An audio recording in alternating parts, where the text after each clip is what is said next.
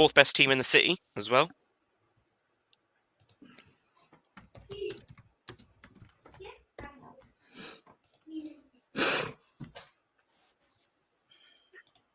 Spurs are at WF representing Palace, so let's tell you about Palace. Rolling straight to the ceiling, crowns and crystals, top like journeys, dishing out malice. Hold up, South London's grandest, far from bandits. Everything earned for a goal of elevation. Just passing the team over here might finish out bright future we can't vanish. SE25 any day, that's sellers. Rev up the engines, no more reverse reactions. Fan cams, bands on stream. Share up the team, support the dream team when eagles fly, make noise and scheme. Dare to dream or dream to dare, taking a step to become supreme.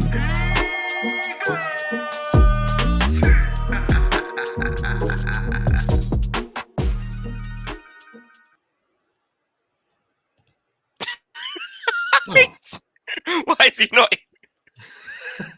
Rich, where have you gone? I think he's frozen. He's frozen. I think he's he's frozen at the wrong time. Anyways, technical issues again, Dan. Oh my lord, it's happened again. Good evening, everyone, and welcome to the Crystal Palace West Ham reaction after a 2-0 win away at the London Stadium. Rich is back. Still frozen. Oh, no, he's moving. He's moving. Right. Joined obviously today by Dan. Dan, how you doing, mate? Yeah, I'm very good. I mean, I've got my last night shift to the 4 tonight, but yeah, I mean, I'm really happy about the result yesterday. And yeah. Sorry, it's just the freeze frame of Rich just stressing. It's like a slideshow. We're bound to be joined by JC any moment now. But yeah, big up everyone. I don't know if you haven't yet. After this, go and watch JC and Chairman's match day vlog at the London Stadium. Yeah, great win. You get to see Tristan smiling as well. Can't believe that. Big up everyone in the chat as well. Quickly go through some comments while Rich and JC join up. Big up Alex. Eagles, yes. Big up Tim. Big up everyone. What a day that was. Been a mostly great weekend with the under-18s winning, but the women's team get battered 5-0 against Arsenal away. Yeah, that was always going to happen. Always going to happen in the WSL. Talk more about that tomorrow. It was so funny with the City fans. You're going to go down with United to Ipswich. I really hope it happens. Yeah, 6-0. Damn. Big up Chairman as always, and big up Animal. WSL 7 teams they can target for points, and Arsenal is not one. Yep, that's true. Big up Lord Everything Trades. He's back. He's back. Nate's Burner's account is back. Okay. Windows has updated successfully. There we go. JC, how you doing, mate? All good, man. You? Yeah, not too bad. Not too bad. Happy for the 3 points. Great work on the vlog as always. Bit of a pause moment that I need to timestamp in there. I think there's a few sausage references. Yeah, they're right. Yeah, just a few. Yeah. Listen, big up Damo. If you know, you know. Mm. About what? That's all I'm going to say, because if you've been to West Ham before, you know about the sausage. That's all I'm saying. Okay. I'll take your word for it. Damus is up the Palace. Evening to all. Lot of comments. Wow, we'll get through as many as we can before Rich comes back. But yeah. Let's see who else we got. Is Rich good? Yeah, he's probably just restarting his computer at the moment. There we go. Great result yesterday. Poor West Ham, but a super solid performance from us. Yeah, we'll get into. Some people need to learn the magic of an Ethernet cable. Don't worry, I am already there. I've got a 10-meter cable going outside through the window, upstairs, outside the house, through the window into my computer. So I'm fine. I have got an Ethernet cable installed. I think yours is all right, JC. I think it was Rich's. Rich's on a bit of a slideshow earlier when he came in. We clicked the intro button and we got here and he weren't here. It's a very rich thing to do, to be fair. So, big up, Chairman. Vlog has over 1K views. Check it out. Yes, thank you very much, guys. Go check that out after this. A few more comments in there as well. Forget United in a relegation battle. My money would be on Spurs. JC's PC is about as quick as Mavropanos today. That's a par. At least he can kick you in the face. Being 3-0 to Everton at any time is embarrassing. Big up JC. Big up Sean. Big win yesterday. I was so happy. And credit to Tim. Vlog was great. Win was fantastic. Not gonna lie. I was hoping to throw a water bottle on the touchline. Right. No, someone was throwing someone. So it was a shoe. It wasn't actually a water bottle. Someone jacked someone else's shoes and went yoink. And we want our shoe back. We want our shoe back. What? Oh my lord. Right. Well, 2-0 win. Rich is back. Is he? Somewhat. Maybe. I think he is. Testing. There we go. Rich, after your technical issues, how are you? Yeah. Now, you know what I've realised? Yeah, I've got to do a massive clear out. Because Steph uses this for work as well. And there was just loads of like video clips that she uses for work and that on it. So it's slow. Blaming the wife. Ouch. So what you gonna do? Right. Yeah, 2-0 win. First half. Dire. We can all agree. Like, it was almost, as JC said on the vlog, one of the worst halves of football he's ever seen. I think we could all agree on that. It was much like, was it as bad as the first half against Leicester, JC? Do you think? Hey, Dan, you can chime in on this as you were there as well. I didn't go to Leicester. No, but do you think that it was as bad as the first half against Leicester? I would say it was better than the time that we all went to Leicester. I know that for a damn fact, because that was the worst game of football I've ever seen in my whole life. But from what I saw on the TV, I'd actually say it was a better first half than then. I think the only thing that made it more frustrating was the fact that West Ham just sat so deep and they weren't doing anything. Like, they were just sitting so deep, and we were like the only team really going forward trying to make anything of the game. Mm-hmm. And the fact that they weren't even, I guess, trying to do anything going forward, it was literally just Mohamed Kudus trying to do something, and maybe and maybe Mohamed Kudus, and Wan-Bissaka on the right hand side, but like they weren't really offering anything going forward. So it was literally just us camping them in their half and doing what we were doing. It's just unfortunate that our shooting boots weren't really on in the first half, and I think the second that first goal goes in through a little bit of individual brilliance, the game just opened up, and really and truly we could have scored a few more goals in that second half. But we did what we needed to do. But definitely in the first half weren't as bad as Leicester in my opinion. But I don't know if Dan has a different idea because he was actually there. No, I agree with that, to be honest. I think the Leicester game was very much both teams were playing absolute crap. Whereas I think the West Ham one, it was a bit of a dull game, but I think that's more because West Ham looked to stifle us rather than us being. I think we were a bit sloppy in play. Obviously, I'm sure we'll get to it, but I think we were a bit sloppy in play in the first half yesterday. But where Leicester was just a diabolical game of football, to be honest. Well, we did. Early on in the game, I think West Ham had probably the first proper chance of the game. Wan-Bissaka sends in a shot, but it goes well wide. Thank God he can't shoot still. Yeah. And then I think we had a shot from Mateta that went over the bar before half time. It wasn't really much to talk about in the first half, to be honest. Second half, obviously, we're turning back into second half FC again, much like last season. It seems to be a recurrence of that. But early on in the second half, Mateta scores. Thoughts on the goal, guys? Because I thought that was a well placed goal, great setup as well. Yeah, Mateta's got his shooting boots. I think what I would do is I would talk about the Mega Mavropanos before the goal, because I think the fact that he was on a yellow was the reason why he didn't step up Hmm. and try and actually challenge him. But yeah, Mateta was doing that all game. I think there was actually 2 times where he did a step over and sent someone flying.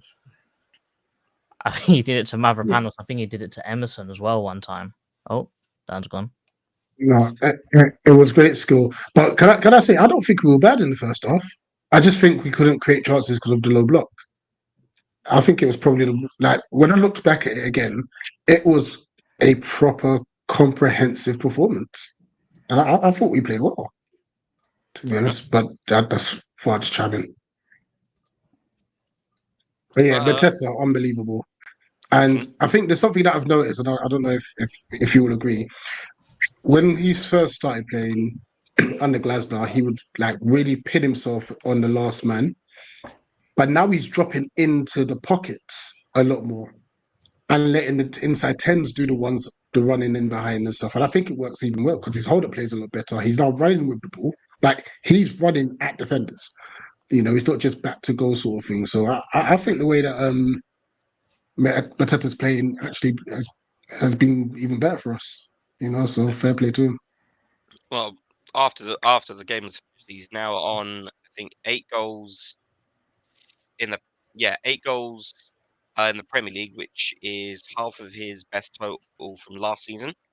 Yeah, he's got his shooting boots out right on at the perfect time because we're now up to 12th in the league. We have stayed there thanks to results in and around us. Man United losing means that we stay 12th this weekend, which is good news for us. We're back in our expected position. 3 things are assured in this world: death, taxes, and Palace being in 12th place. That's where we belong. Exactly. But yeah, Mavropanos. Oh dear. Now I had someone at the pub I work at say, "Oh, Potter's going to turn Mavropanos into the best centre back in the world." Didn't quite work out that way, which is fun. But yeah, he gets turned inside out by Mateta practically all game. Gets his yellow card as well, and then yeah, it's pretty much plain sailing after the first goal. Yeah, there's not much. I haven't got much else on my notes actually. There's like just plain sailing for us after that because West Ham are just poor. Now, do we think that's because of their poor form under Lopetegui, or they're just getting started under Potter and they're yet to transfer into what we know from Potter's tactics?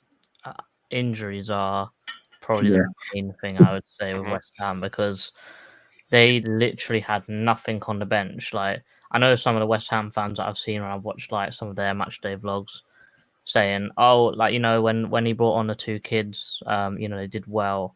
But what you have to say though is it looks a little bit desperate from Graham Potter to have to utilize 2 academy players when you're trying to win a game. And bearing in mind the 2 academy players he brought on was a left back and a defensive midfielder. Whoa. This has got nothing to do with my internet. This was to do with my computer. And your internet is the worst. So don't do that. Speaking of, Alex has got a reply to the file slowing down your computer there. Well, I can bring my wife if you want to speak on it. Then again, though, one thing we have to talk to Sean about is bro joined stream while he was on the toilet, bruv. So yeah, you can't toilet Wi-Fi. Yeah, toilet Wi-Fi is decent. I can't even lie. To be honest, look, West Ham had a period after the red card, funny enough, where they had possession of the ball. Oh yeah, you probably that and their left back. I thought he was decent. Scales. The young lad. I thought he played well. I was like, oh, he's getting on the ball a lot. He's trying to get down the byline. He's trying to get crosses in. You know, it's like, hey, come on, Palace, like get control of the game. I thought we were just going to see it out, but look, I think after that little spell that they had, it just went back to normal service resumed. You know, so. Chairman says, fair play. I think he thinks AW was comfortably their best player on the game. Country mile. Yeah, I'd agree with that, to be fair. Yeah, obviously, his shooting was brilliant. Kamada, in the starting lineup, has had a string of good games recently. In the starting lineup, do we think that... I have a theory on this. I have a theory. Go on. Go on, finish us. I was just going to say, JC, you said in the vlog you wanted Decore, you preferred Decore to start with Hughes in the midfield. Post-match, do you still feel that way? No, because I can see why Glasner did it now tactically. So because West Ham have they don't have a full team press. They have a front line press and not really much other than that. They will only press our centre backs. They never really pressed our midfielders. And bearing in mind, Kamada's brilliant on the ball. When he's got the ball and he's got a little bit of room to maybe take a touch and then pass, like I'm not saying he's probably the best in our team at it, but he's very high quality passing. Like I think what was his passing completion? I'm sure it was like 80+%, because he was making some really good passes. He's actually picking up the ball and from the centre backs and from the defenders, and actually driving. And also, one thing I do like about Kamada is even when he was useless, he always showed for the ball. He was never scared of getting the ball, and him playing in at 8 in this kind of team worked really well because he was always an option to pass into the midfield, to turn and then drive forwards and then get us up the pitch. But what I do think about the pressing side of it is that because they never really pressed our midfielders, he didn't need to be physical in this game. He didn't. I don't remember him making tackles. I don't remember him being under pressure. He was always moving around, making space for himself, pick up the ball and driving forwards with it. So he never really needed to be physical. He never really needed to do any defending because West Ham, they play a little bit like Moyes still. Like they've still got the Moyes DNA in that team, so they're still trying to go long. So really, whenever they attacked, it went straight past Kamada to their front five, which is all sitting behind him. All he had to do was play the ball forwards, really, and just make space for his teammates to pass to. So in this game specifically, I thought the tactics were right from Glasner to play him because, one, you keep Decore fit for a rainy day or for another game. And also, is Decore as fast on the ball as him? I don't think so. I know not at the moment. Yeah, and I know that when Decore is at his best, he is. But right now, I don't think he is. So I think that Glasner made definitely the right call for Kamada in this game. And also, I still believe that if you look at a picture from him when he signed to now, he definitely bulked up quite a lot, which you can definitely tell now. He's definitely a little bit slower, like sprinting wise, but he's definitely a lot more built. Yeah, I do think Kamada is a good controller. Like if we're against a team like West Ham who are sitting back a little bit, I do think Kamada's maybe a bit better than say like a Lerma who we've got at the moment. Yeah. Who he can pick. Like I thought he did I know he was offside, but I thought he did a really nice. Actually, no, he wasn't offside, was he? To Munoz, I thought he laid in a really nice ball there. No, Munoz was offside there. He was. I thought Wan-Bissaka was playing him on. He was off. The flag, the ref flagged. But I think also with Kamada is when we have seen him. Obviously, I think it's one of the ones where when you're dominating the ball in a game, Kamada's the guy you want because at the end of the game against Leicester, when we were really struggling to try and push forwards and we were controlling the ball, he was amazing. In every game we've controlled the ball and he's there. He's been good. In all the other games where we've not been controlling the ball, he's been all over the place. So this game probably suited him to a T, really. And also he scored a goal again the last time he was at the West Ham Stadium. So yes, yeah. I have a theory in Kamada, and I think this is an observation I've made of him as of recent. He does get into tackles, but I don't think he gets into as many physical confrontations as he used to. So before he was like running around, buzzing around, trying to make sure that he distinguishes every sort of fire. But now what he's doing is getting he's kind of blocking of passing lanes now more, and he's allowing Hughes to do more of the physical stuff, and he'll just mop up, and it's working because Hughes is brilliant at being a disruptor, and Kamada's better at progressing the ball. So he's not an Adam Wharton, but he's taking the Adam Wharton sort of role in a sense of the two in the midfield. And I tell you what, it's working for him. So long may it continue. He played well, and he has been playing well since he came back from his red card. So. Well, as we said, I think a couple of reviews ago, that red card certainly was the cold water splash, the wake up call he certainly needed to really buck up his ideas and start. I think we were saying that in earning a his days joking back. way, though. I can't lie to you because he was dreadful before then. Oh yeah, oh yeah. Well, We're I mean, saying, and yes, red card. We can play. He has to play someone other than him. That's what was happening then. But you know, he's made me eat my words, and I'll happily admit that I was wrong, or that he's definitely bucked up his ideas and he's improved. Did And those words taste like a West Ham hot dog, or I didn't, sausage? no hot dog review is a bit cold. we had Ismail Assar start. Now, obviously, before the game, it was reported that he had a bit of a hamstring issue. It wasn't reported as to what the issue was, but it looked like perhaps post-game a tight hamstring. Could have been in doubt in the game, but he did play. But got I think he was the first substitution of the game. It was him Comes for off for Devaney. Yeah, Devaney comes on. This is why I love our manager. He is sensible. And it doesn't matter what player it is. If he feels you need to come off the pitch, you're getting off. Straight up. Definitely. It was sensible. As soon as we got that goal, take Sarr off and just rest him. Just rest him. Brentford's a much harder game. By the way. Well, we certainly have reason to be excited because obviously there was a certain somebody who was at the game. We have a brand new signing. Romain Esse was at the game. Jeez. I know. Dan Stretch is out. Yes. Go on to X or Twitter, whatever you want to call it these days.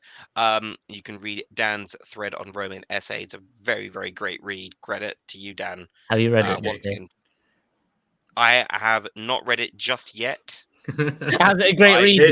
But I started it. It's on my phone right now. I'm scrolling through it.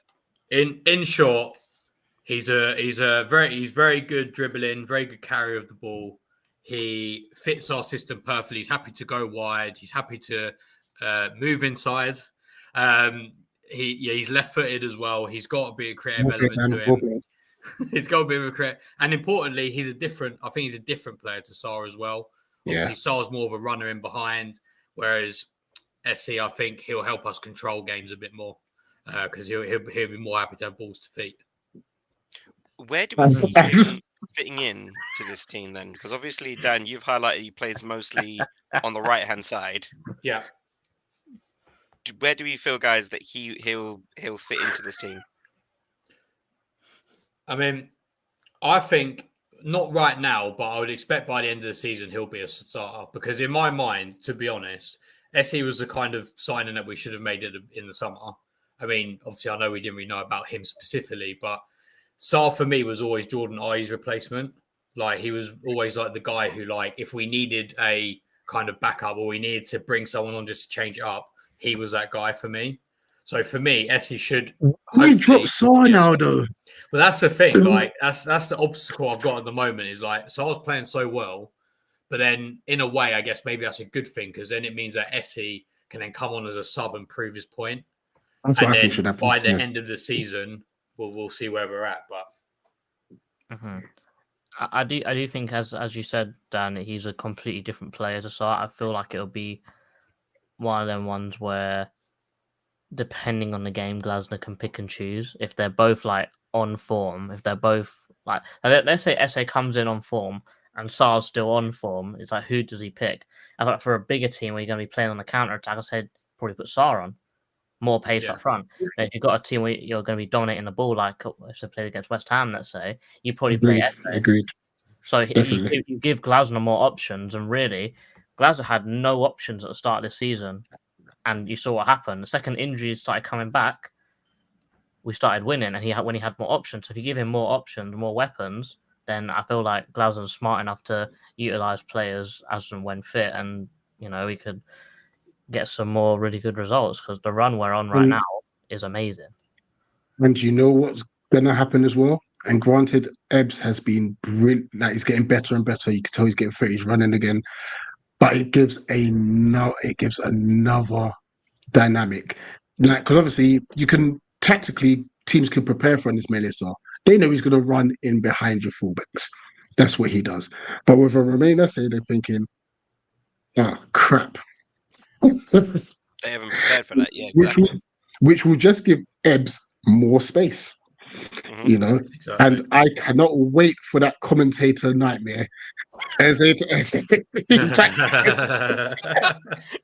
Eze gives it to Eze. Eze gives it back. Eze scores. What? No. Which one? And then everyone's checking their FPS. Which one? I refresh. Just put both in just in case. I had a stinker on FPL. I know it's not Palace related at all, yeah, but before Haaland scored, I had 16 points. That's my whole team. Oh, mate, that is a stinker.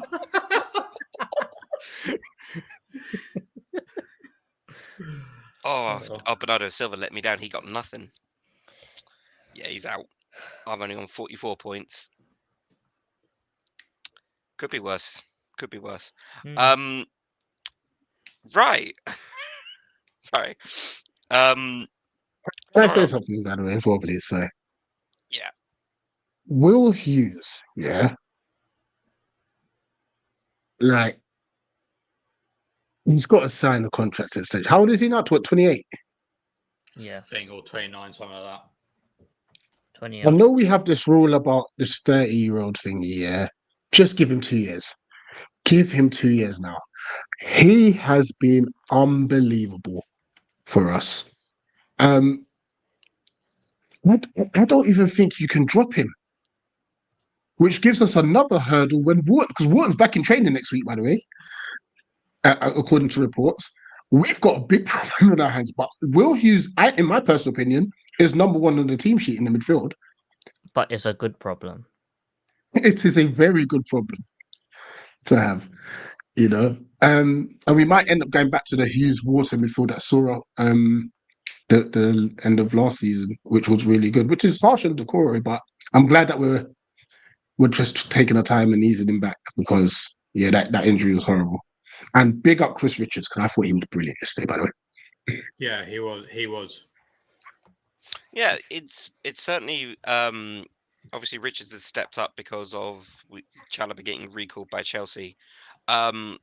We could do we feel like we might need just another centre back, or do we feel it's? I think so. But I won't be surprised if Glasner doesn't and he thinks of either Klein as a right centre back and Lerma as a left centre back. True, because I think Lerma did play there quite a lot, didn't he, last season? Because Gay was out, wasn't he? Yeah. So I think those were the two additional cover if needed. And don't forget, obviously, Chaddy Riyad's back as well. So. I mean, but at the very least, now we don't have a case of a player's going to be ineligible due to loan restrictions on FA Cup restrictions for whatever reason. I mean, if you're doing a how greedy moment here, yeah, but I would love to get Christian Mosquera from Valencia. Oh my gosh! Next season, if Mark does go, you'd have Riyadh, Lacroix, Mosquera. That is insane. Yeah, he's a defender. Christian Mosquera, did you say? Yeah. I'm fairly sure then there is a thread about Christian Mosquera if anyone wants to look at on the Eagle Eye Ball Twitter. And I've done Transfer Weekly on him 2 years in a row. So go and check it out. Big up Kevin for this comment. You guys doing vlogs are the closest this old disabled guy is ever going to get to a Palace game. Thanks, guys. We appreciate it, Kevin. No worries, man. Big up the support, man. Thank you very much. Right, the penalty. Actually, no, before that, Mavropanos' red card. Oh my Oh, god! Did It's you too yellow. did you not It's too see? yellow. Oh, the bear. It is to you. Oh yeah. oh, Street Fighter. Fighter. I was Fight. about to bring it up. Oh, it's a shame he's not in the comments right now. Because credit to him, his match posts are always No, brilliant. because He That's never funny. after the nutmeg, he never was like, misses. karma is coming to get you. I need to Never watch that. he I haven't never seen misses. that. So Mavropanos does a Street Fighter in does a Falcon kick. Hits Mateta second. There was a fair few West Ham fans saying it was a soft second yellow. Well, they would say that. They're biased. Just kicked him in his face.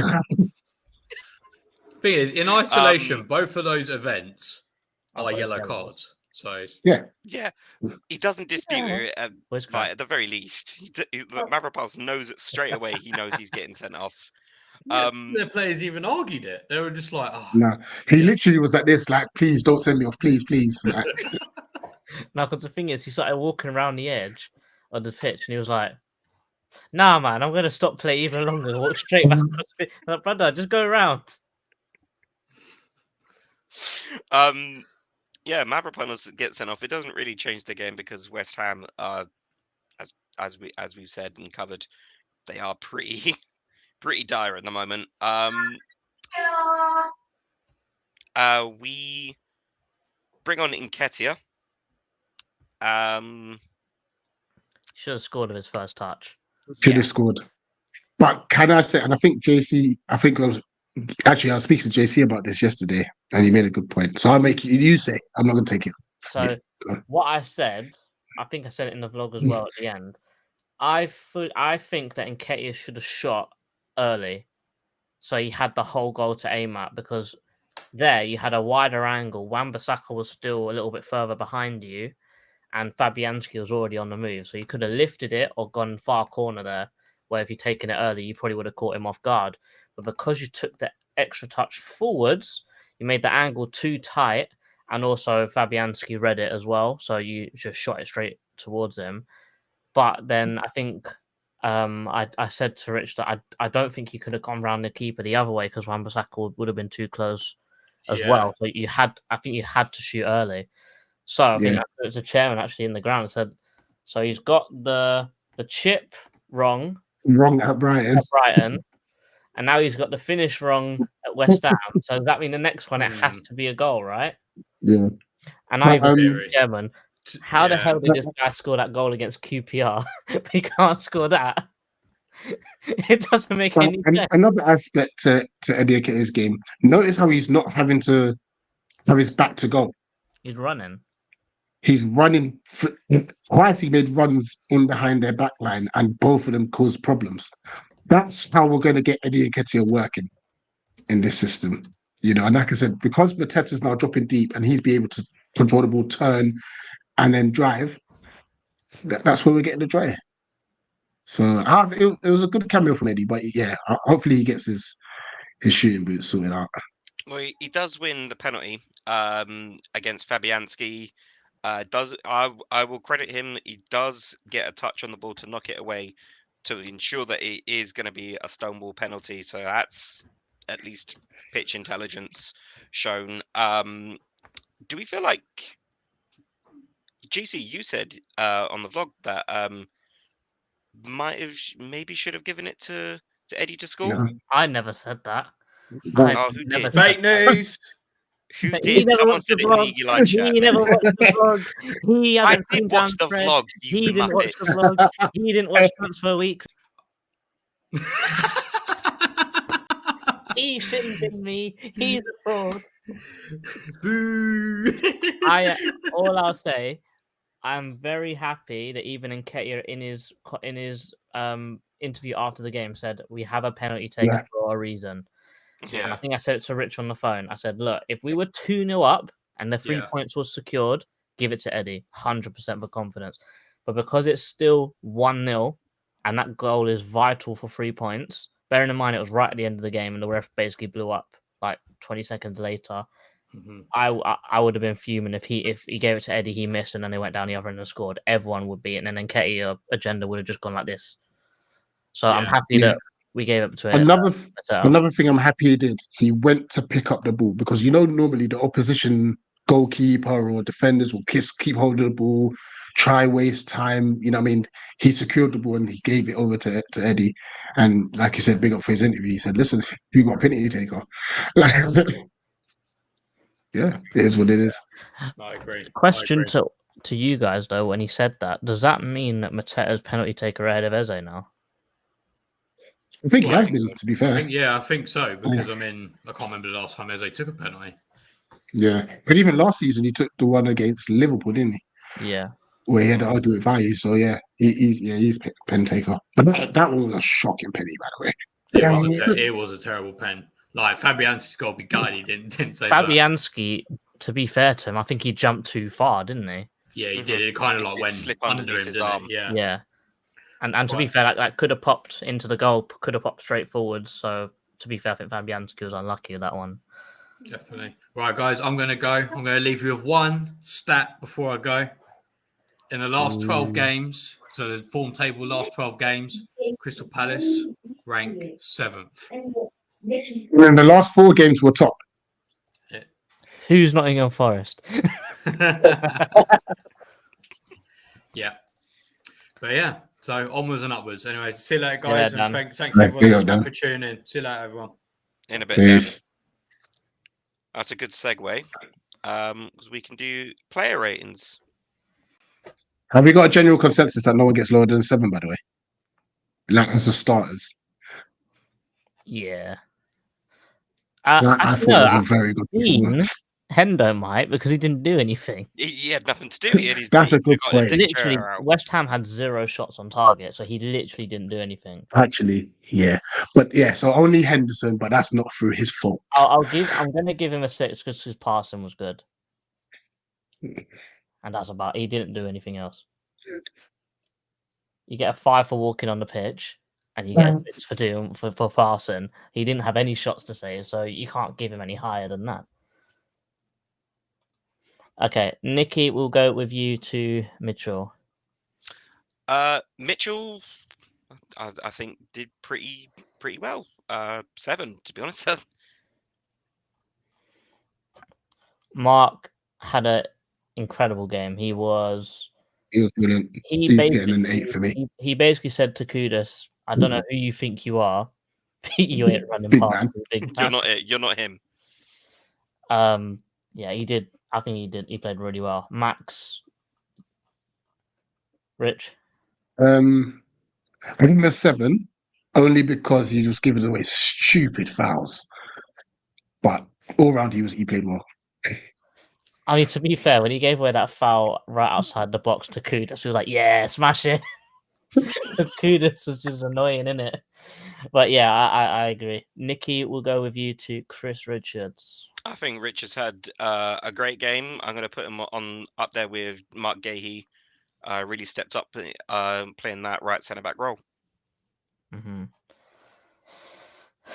Daniel Munoz, he showed that he's once again not very good defensively, but going forwards, he made Emerson have a heart attack multiple times because Emerson just didn't. The fact is that both him and Sarr were running at him, and he had no idea what to do. But I think for the fact that he got done defensively, and he definitely should have got a yellow card for one of them dodgy tackles that he made. When you look at Mateta's first goal, after Ebbs makes the pass, look who's running beside Mateta looking for a through ball. All of us went, pass it to Munoz, pass it to Munoz. And then when he shot, was like, no. And then he was like, yeah. We was all saying he got to pass it. He's open, but he scored. Who cares? Moving into the midfield, Rich, Will Hines. Oh, he's so good, and he would only if he had scored a goal, got an assist, I'll give him a 9. But I think JP gets a 9 for me, and 8 for his. Mm-hmm. Nikki, Daichi Camardino. I'm going to put him up on an 8. I think he's really done quite well recently, and his starting performance definitely proved that he's found his form. Mm-hmm. Eze, I think he had one of his better games. Like Yeah. he had confidence. He was doing like silly flicks and tricks, but when he does Okay, that, you know he's on it. And also the fact that he was picking up the ball and he had intensity. He was driving at people, And the audacity to try Rabona cross in the box as well. and the fact that it was a good cross as well, and another assist. That's 5 games in a row Yeah. with a goal contribution, a goal or an assist. So it's got 2 goals, 3 assists You in the know, last 5 we games. cannot underestimate how good an assist that was, because to hit that first time on his weaker foot on a half volley, unbelievable technique. Mhm. So I apologize for taking this one away from you, Rich, but I put Saar there as well, purely for the header to go towards Eze. How the hell is he Intelligence. how the hell is he sprinting back and somehow doing a glancing Yeah. header to flick it into his running line? So intelligent. So Mhm. intelligent. I would have said 8 anyway, so that's fine. But Rich, we're gonna give you JP Mateta. 9. Oh, wait, that looks nuts, actually.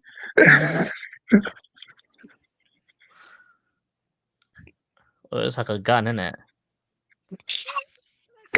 I don't feel like Huh? It looks like a gun, no? It looks like you're going like I put my hand up. I said 9. that. I did not. Wait, he's back. You're not German.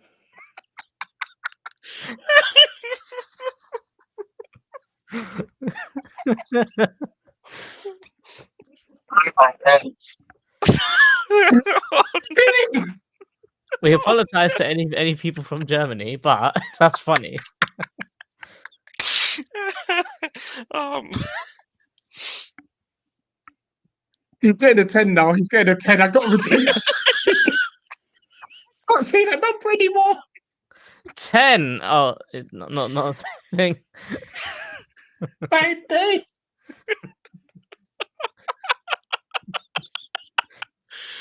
I need a moment. I'm going to send you my phone. All right. First substitute was Justin Deveni. I thought you put in a good shift. yeah, Getting I a was. 7 from I me. would have said 7 myself. Nketiah, 7 again. I thought he Got the was penalty. good. Got the pen. Should have scored with his first touch. If he scored that, he's getting an 8. But still did well. He stepped on the pitch. So decline. Steps on the He stepped pitch. on the pitch. There we go. You're okay there, Rich. Is he back? I'm okay now. Rick, I think. who are you giving it to Oliver Glasner? And you can't say 9. No, I can't. Can't. And 10? it's another way. It was a tactically perfect performance, to be honest. Another away clean sheet as well, and our first back-to-back wins too. So yeah, only because I can't say that number no more. I'm finished.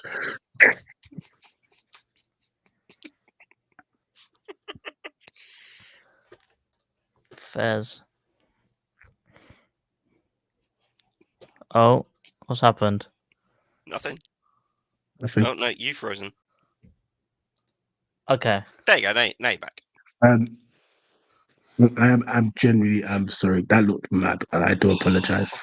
Oh my days. I think you're all right. I don't think this is a Wayne Hennessy situation. I think you're fine. The Wayne Hennessy situation's wild. Have you seen he's re-signed for Forest again? Has he? If he gets Yeah. European football, yeah.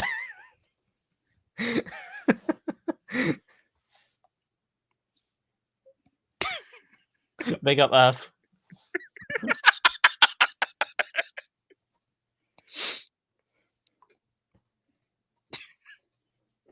Boy. I mean, it's working. That's all I'm saying. All right.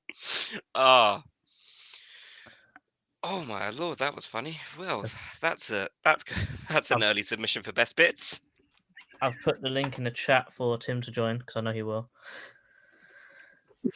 And also, it's after player rating, so he will be happy with us. Yep. Watch him be like, no, I wanted to do it this time. Yeah. You have got a proper pig. Big up Animal. I'm really excited to see how Ebbs plays next match. Saw him so much better yesterday, and if he reverts back to a 5 out of 10 performance, but with a goal contribution, that'd be a little disappointing. He is here. Here's Tim. Tim, how you doing, mate? I'm fantastic, man, and I didn't get to do player ratings, which is phenomenal. Yeah, of course, that's great. No, that's amazing. What a great day. The only thing that it's fantastic weekend, except the women got destroyed. But I mean, that was never the result was never going to be in question. They got. But What's that? The women's teams. They signed someone new though, didn't they? Yeah, they did. I want to make a complaint about that. Actually, you cannot be trying to promote the women's game and announce a women's signing right after announcing Romain Esse. Oh yeah, that's a good point. That's a good point. Stupid. Yeah, that's true. I didn't know what happened. I didn't know what happened until I was like, "We signed someone." Yeah, that's a good point. Yeah, Clarissa Larissi, Canadian forward, joined from BK Hacken up until 2020. Nyla, and they've got about 5 minutes. 2028, 2027, one of those two. Yeah, she's joined, but yeah, it's really gone like under the radar. That signing there. So that's but yeah, that's a rare. I think we should petition for Crystal Palace women to only play the first half in the WSL because we tend to do all right in the first half. So, well, at least that makes Crystal Palace good throughout a whole 90. You got women in the first half and the men in the second half. There you go. Yes, second half FC. I didn't think we were nearly as bad as you thought in the first half. I agree with Rich. There's a lot of great ball movement, particularly getting into the attacking third, and then just like missed opportunities. But then it slowed down, and it was just like, I don't know. But the second half was great. But I mean, I have to say, I liked. I did like us seeing beating Graham Potter again. That was. I don't want to be that guy that is living with some Schadenfreude, but I can't help it. I mean, it was too good. But I mean, there's what you said about Kamada is pretty interesting, and I do think there's a lot that he can offer. I mean, he's got to be the first midfield sub off the bench until we have Wharton back. I don't know that I want to see him starting all the time, but I do think he offers some progressive carries. He offers an eye to get the ball forward, and he puts in a tackle. Like he doesn't get it right all the time, but he's unafraid to put in a tackle, which I kind of like. Like I think he's coming into his own, which I really enjoyed seeing that. Mm-hmm. There's also some good chants happening when the second goal It's done. Stay done. What's the score? What's the score? And also getting sacked in the morning was my favourite. Tim, obviously you're a massive advocate for Tyrick Mitchell. Yes, but you know that we still need I'm a big proponent after watching Transfer Weekly. I mean, you have to get. Well, I guess it depends on the price, and I'm not sure that the club will be willing to pay £20 million for Malik Diouf. I think I would do it though. I think I would do it because 5 minutes away from your time. You know what? You guys have to tell me how you would feel about this. But for a £20 million player, I mean that's a lot to spend. But you get some pretty serious physical attributes with that kid. That's what I like about him. Like, he's got some pace. He's big. He's not going to be easy to get off the ball. I mean, it's a lower league, but if he's big, he's fast, he's got a powerful shot from that left foot, he can use his right. That is the kind of player, especially if you can do it with add-ons and with a generous sell-on clause, that is the kind of player you pay up for, even though you know right away he ain't going to displace Ty right away. No way. No chance. I mean, Well, his Go, numbers, JC. his numbers are definitely inflated because it's probably one of the better teams in that league, and also it is a lower league. So he's not actually doing that much defending. And you would say, well, it's fine because, Munoz doesn't really do too much defending either. But I do think that it's still a very important thing for a team like us. Like, there's like the top 6 seems to be growing. Which is what I would say. So normally you say, I used to be the top 4, so you defend out and get the whole game against those guys, and then every other game sort of fair game where you'd be going forwards. But now the top 4 turns to the top 6, 8 really, form of Forest, Bournemouth, Villa, people like that. So the group of the elite teams now is just growing and growing and growing. Eventually that'll get down the whole league, and then it'll be all fair again, or in theory. But I do think that maybe his defensive abilities do need to improve quite a bit for being a left back, which would be his main thing. He only makes, I think it was 1.2 tackles a game. And bearing in mind, if you compare that with Mitchell, who makes 2.5, it's a massive difference. And even Munoz makes 2, and he doesn't defend that much. So I think he would need to improve on that aspect of his game a lot, because his forward play is amazing. You've seen, I know I don't advocate on compilations, but if you want to see the best bits, that's where you go. Let's be real. You only watch the whole 90s, or you watch more of the game to find his flaws. But the compilation, you see his pace, you see his strength, and you see he's got a hell of a shot on him. And you see that his positions is basically the exact same as Munoz. He will be running in on goal, and you're like, why is our left back there? And also, he runs for the whole 90 at that speed, which is something that you just can't find anywhere. No, But And is that the price fact tag that too we much? can't, I don't know. and the fact that we can't ignore, he will happily just take one touch and cross the ball into the box. Like, he won't hesitate. Where T needs to kind of have it measured, He needs to set himself. Yeah, and stuff. But then Alex put a point in as well. I will not be mad if all this Doof talk was to get a blindside deal for Archie Brown, because he's quality. He is quality. I don't see it happening, but in my opinion, if you had the choice, so reportedly, Fenerbahce have a £15 million. I mean, Fenerbahce wanted to buy him for like 12 million quid, but Ghent said no, we will sell him for 15 no, and Fenerbahce said no, we don't want to deal with you. If you put the deal on the table and you said 20 million for Diouf or 15 for Brown, in my opinion, I'm picking Brown every day. Yeah.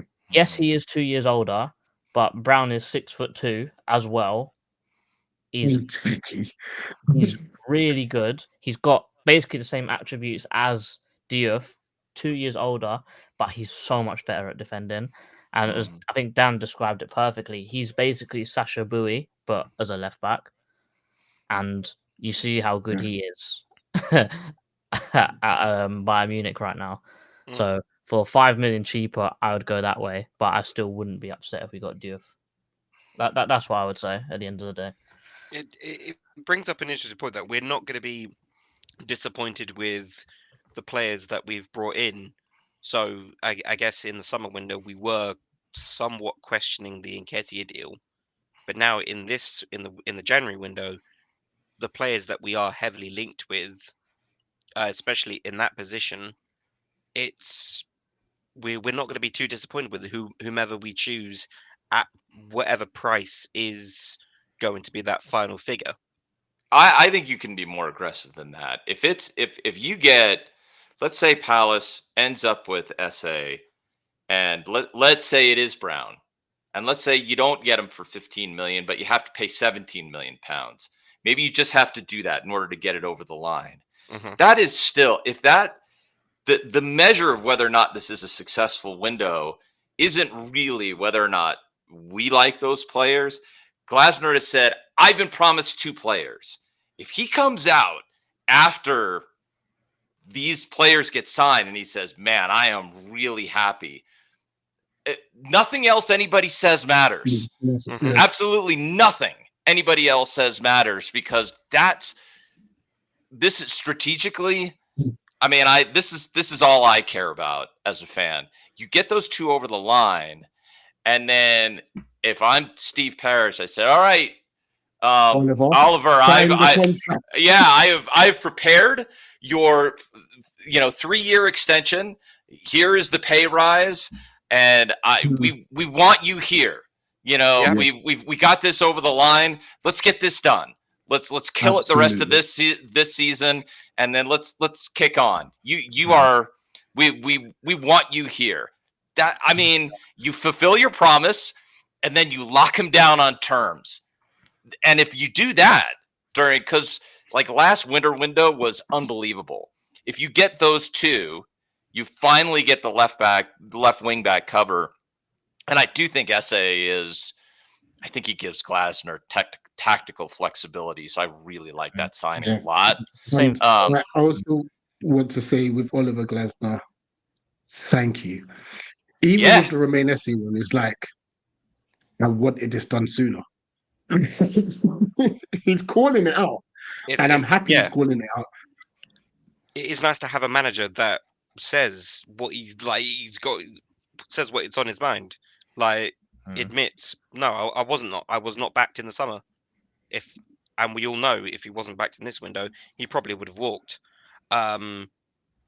It's so refreshing to have a manager who's like just stands his ground and doesn't just accept what is said from above in the boardroom. Like, no, sorry. But he's doing it the right way. I want to know about this. But he's doing it in the right way, though. Like that's the thing that I like about it. Like he's a question, not as a complaint. Yeah, he's not being a jerk about it. He's saying, hey, what he's saying is he's letting the public and the fans know this is what the club promised me. This is what we have agreed to. So he's not making a stink. He's saying this is what we're doing, which, by the way, there ain't nothing wrong with that, but that does effectively hold the club's feet to the fire. Says, well, this is what you said, and now I'm going to hold you to it, which is, I mean, do we want anything else? I don't want anything else more than that. I want a manager who is going to back himself and go for it. Yeah, and I think with what you said earlier with about I don't care how the player is as long as Glasner wanted him. Like when the rumors of Ben Doak came out, I was like, yes, he's a really good player, but for me, I don't think he's the best option out there. But I also said in there, look, if Glasner thinks he's the guy, then I'll back it. Right. Like our main thing is if he's good and you can see the results that he can produce with what he wants, then we have to give him what he wants. If you wanted Ben Doak, you're going to have to go out there and get Ben Doak or someone that fits that bill. Mm-hmm. Yeah. Although, I mean, the word is that Bournemouth it's very frustrating to hear this. They're going to sell Semenyo and then go use the proceeds and buy Doak and then bank about £20 million. Just like, well, that could have been us. To be fair, if they have got a European push, they should not be getting rid of Semenyo right now. I totally agree, but it's not my team.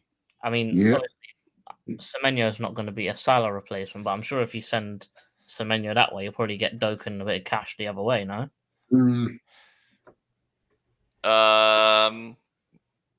Yeah, because Salison is leaving, isn't he? Mm-hmm. Yeah. I mean, I don't know, but I like I mean, Glasner has done remarkable things with this team. And the one that worries me, the summer transfer that worries me most, again, I don't think this is just given the way most of us in this channel and like I'm back in the nest have been talking about him. I think the transfer that worries me the most in the summer is not Ebbs. I think Ebbs is gone. It's not even Mark, because I think Mark is gone. I'm not even sure if Ebbs is gone, but I think Mark is gone. I'm nervous about JP. I'm really nervous about JP because he's become vital to this team, and not just with his goal scoring, his hold up play, his link up play, but even more than that, I think there's stats that somebody's probably tracking that I don't know where to find them. I don't know how many chances he creates for his teammates and how much his influence on the pitch affects. I can find you the chances created. Because he does really hard work to create chances for other players. Mm. He is immense at that. And in fact, just yesterday, again, it wasn't a perfect pass, but that was great. I mean, at least he sees it. He sees Eddie making the run, and he slots in that pass. If he gets it gets the weight slightly better, I think Eddie latches onto it, and maybe it's a goal, but still right into a dangerous area, creating for a teammate. He does that every game. So yeah, what I can see on here is he has only 1 assist this year, but he has 2.5 expected assists. So obviously it's a thing where he's passing it off and they're not actually scoring. But the big one here is a big chance created, which would be a pass into someone to have a shoot in action. That's 7. So when he's passed it off to someone to have a shot, they've missed 7 times on a good opportunity. And a good opportunity is a shot with 0.2 xG or more, which is a very good chance. And they've just missed 7 of them. So and bearing in mind, he's missed 11 big chances for shooting. So let's say if he converted everything and his teammates converted everything, he could be on 19 goals, 7 assists this year. And that's if everything goes perfectly. But still, to create that amount of shooting opportunities, be in the right position to be in a shooting opportunity, give him the money. How long have we wanted a striker for? Seriously. How long have we wanted a striker for? I don't want to go through that whole rigmarole again. I don't want to go through another 10 years before we find another good striker. Like, seriously. It was at Murray and then now a little bit of Benteke and now Mateta. I don't want that long gap again. Sign him, give him $100,000 a week. Like, yes. Do that. Absolutely. It's nice that they got the extension. You get them out to 2027. But name a striker, not named JP Mateta, who is just doing as much to create for their team as he is. I'm sure there are others, but he's at least wouldn't you have to say he's top 5 in the Premier League in terms of just creating for his team as a striker? I think he's exactly number 5. I would say was what you got: Haaland, Isak, Duran, Watkins, and then I'd say him maybe. That is unbelievable that he is a Crystal Palace player and he's not on $100K a week right now. That is madness. And he's locked down until 2027. That is madness. Like, we have to, what you said, JC, just pay the man his money. Mm-hmm.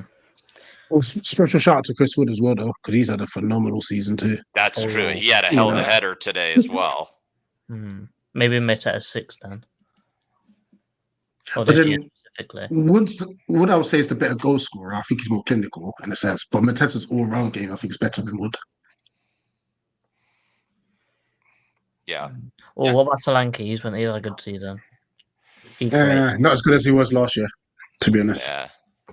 But it's crazy to have a conversation like that, like a proper conversation, not just joking around. That Crystal Palace striker might be top 5, top 6 in the whole league. Yeah, I mean, is that when's the last time you could genuinely say that? All Blacks, jeez, man, Wow. Damn. That's cold, man. Kev is informed today. Well, JC, just so can I see you look confused? It's the All Blacks are the New Zealand rugby team. Just for clarification, because you look confused. Yeah. Kicking the Not- tries. Kicking the Not tries. not all Blacks. Sorry, I'm sitting there going, "But why are you putting that on the screen? What's wrong with you?" Oh man. Oh, Oh, dear. man. Kamada's tweet was hilarious yesterday. I thought that's just a little bit of a side note, but it was amazing. He had 2 shots from 30 yards and he got it into row Z in the London Stadium, which is impressive. Nice. I mean, Nice. it does beg the question that like any teams that are looking around for Vardy John is a Philippe Mateta in the shout. summer, I'm Vardy just is a saying shout, he's yeah. terrible. He can't shoot. Don't Who? like ignore Palace. I mean, just for the summer window, just say to all the teams, look, Mateta's probably not your guy. Can't shoot. Don't worry about him. Yeah, we'll just keep him at Palace because he's Can't You lie, know. Nicky. That's never gonna work. Yeah. it's a Although so far, I I mean, you listen to all the other punditry and nobody's given Glasner even a single shout. And you know what? Thank God. Let's keep it that way. Hmm. I mean, Glasnow's got, I guess, a quite a good reputation now of making a.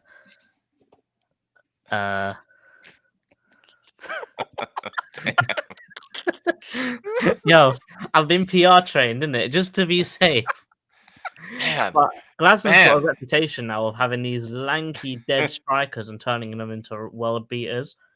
Wout Weghorst, Yep. Randall Colomwani, Yep. Mateta. Like, Sorry, I'm gonna go mute myself. I don't get what's so funny. It was the PR training thing. That's it. That's what sent me. He's been PR trained, but he mentions West Ham sausages all the time. What's so funny, mate? Are you okay?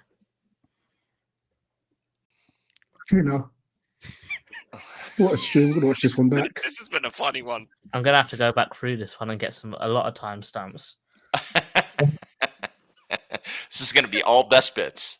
This one's all Just best bits. repost this one. There you go. That's best bits for the year.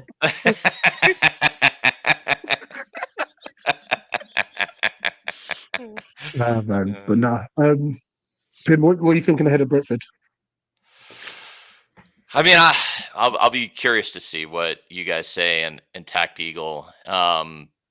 This does feel like a game that hopefully Sarr is fit for it. I watched Brentford, and they were good against Liverpool, and they did crowd the center of the park a lot. They did a very good job of holding Liverpool up and turning them over in the middle of the park and just outside the 18-yard box. They were quite good at it. So I have to think that, like, this past game playing through the middle, I'm not so sure that's going to work. I mean, I guess I'll have to watch because this is my guess. I don't know that that's going to work as well against Brentford, but it sure feels like a game that is tailor-made for Ismaila Sarr if he's fully fit. So I would love to see it. Like, I want to see those runs in behind. I'd very much, their dangerous side, but this feels like a game that we could target to get something out of it. I mean, they're dangerous. I know they're dangerous, but I mean, we're dangerous too, and we're getting more and more dangerous with every week. So, yeah, I don't know. I guess I'll have to see how you guys think about it. But for me, Hughes being back to full fitness, massive. Sarr, if he's on it, massive. There should be a chance to get 3 points out of this game, but we've also had like years since they came back into came back into the top division of just like nothing but draws. So this last loss we had to him at the very beginning of the season is actually the aberration. Most of the time it's just draw, and it's always like 1-1. So who knows? But I feel like there's a real shot for 3 points here. Mm-hmm. And so there's probably a chip on our shoulders as well for what happened at the start of the year. Exactly. Well, facts. Looking forward to obviously all the content that's coming out next week. Shout out to everyone in the comments. Thank you, Tim, for joining us. Shout out to Dan, JC, Rich. Thank you as well. Have enjoyed the rest of your Sunday, everyone. Nothing left to say except up the palace as always. JC's just too busy on his phone to say up the palace. Up the palace. There it is. Eagles. Eagles. Bruv, you got to hit the outro.